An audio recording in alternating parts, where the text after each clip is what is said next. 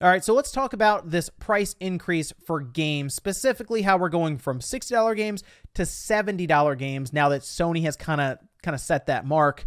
Before, though, it was basically pushed on by Take-Two and 2K, and come on, that was hilarious, right? It's like, guys, like, your games are covered in microtransactions. You should be lowering the barrier of entry to get more active users in, not raising it.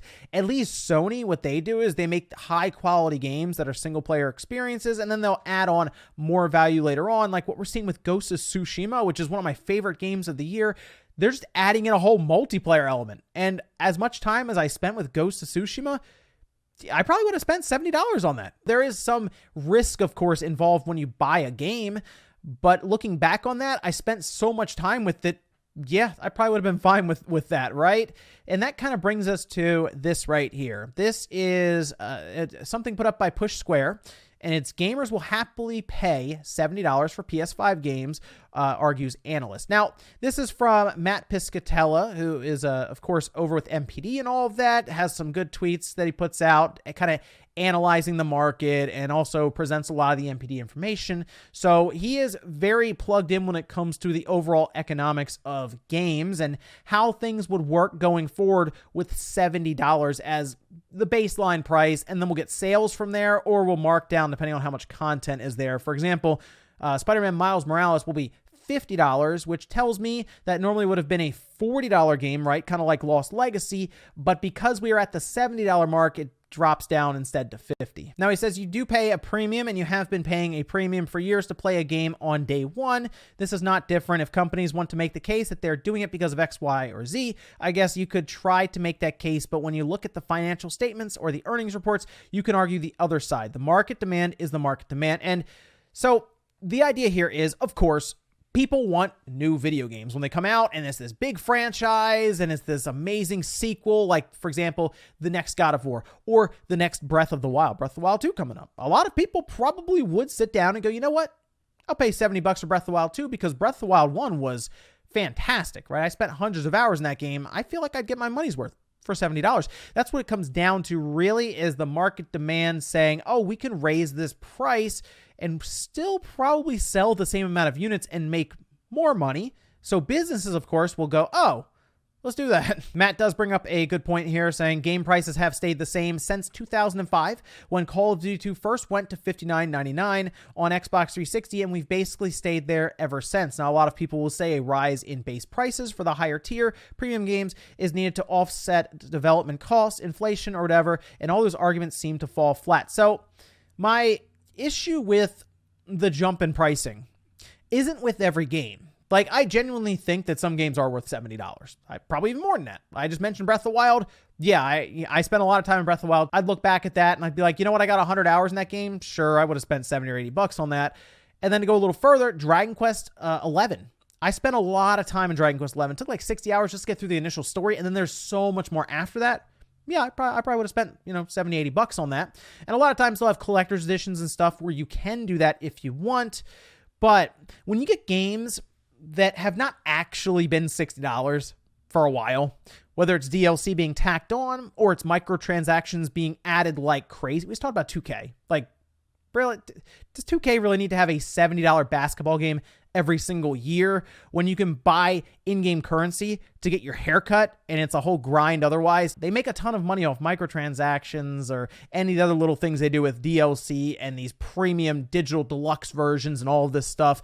Games haven't been $60 really in a while. Now, I don't think it's just going to be Sony charging $70 for long as a first-party company, right, with their PlayStation 5. Nintendo will probably follow suit when they go into the next generation, mostly because Nintendo is a company that guards their IPs heavily.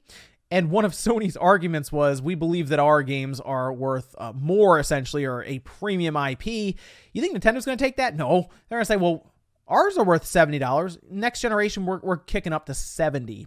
Microsoft probably won't care as much, but third parties are already doing it. Like, there are Series X games that are already $70, like Call of Duty, for example, right? So those will still be there. Microsoft, though, will be interesting. I feel like they'll just do it anyway because it'll help to drive more and more people to Game Pass. And, if they sell a $70 game, all right, whatever. But I do believe we will get to that point relatively soon in the next 2 years when we start hearing about Nintendo's next system, to where we do get $70 Switch 2 games, right? And $70 Xbox Series X and S games. I think most of us saw this coming eventually. Like, something was going to give at some point, right? Because not every company leverages microtransactions to this degree. And as soon as one company raises to 70, like one of the first party companies, everyone else is going to follow, because the market has then been set on that system. And it was going to be Sony, Microsoft, or Nintendo. Someone was going to do it. Sony was the one, I guess, that just said, you know what, we'll jump in the deep end. It's $70 for Demon's Souls. That was it, right? Or $70 for Spider-Man Miles Morales Ultimate Edition. So yeah, we're going to see all the other games follow as well. I don't think Nintendo's going to do it on this current Switch. Again, I think it'll wait till next generation, and Microsoft they won't care. Game Pass became more valuable when Sony announced $70 pricing. Think about that. Like, Game Pass Ultimate is $15 a month. You get xCloud with it. It works on, your Xbox. It works on your phone then. It works on your PC. It's like, for Microsoft, it is almost a steal at $15 now that games have gone up to $70. So if anything, I would see Game Pass go up in terms of its overall subscription price in the next 2 years if games really do catch on at $70. I think the one frustrating part about all of this, right, is that these games will go up to 70, but the microtransactions will continue for some of them, right? Like, there will still be games from CD Projekt Red and others, right, where it's just like, this is the game, that's it. Nintendo put out first-party games, this is the game, that's it, right? And Sony probably will as well, right? So looking at that, it is a shame that we will see this $10 increase in terms of pricing, but we won't reap any of the benefits from, you know what, we didn't need that experience booster in Assassin's Creed. It's $70 now. Why do we need that? There probably still will be one there.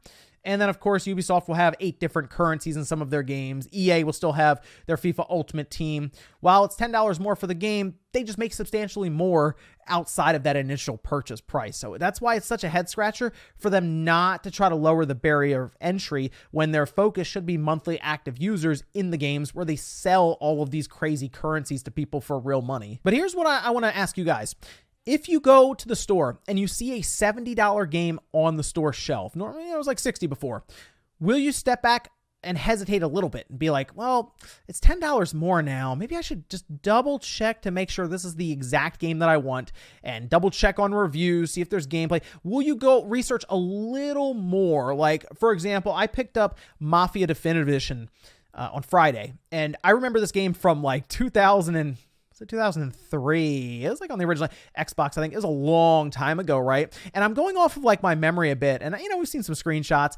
I didn't really look at reviews too much. And that was a $40 game, right? But if I go there and it's actually $50, because of course all the price increases have taken place now across the whole spectrum of prices, maybe I might have been like, you know what? Maybe I should double check that. Would you have done that?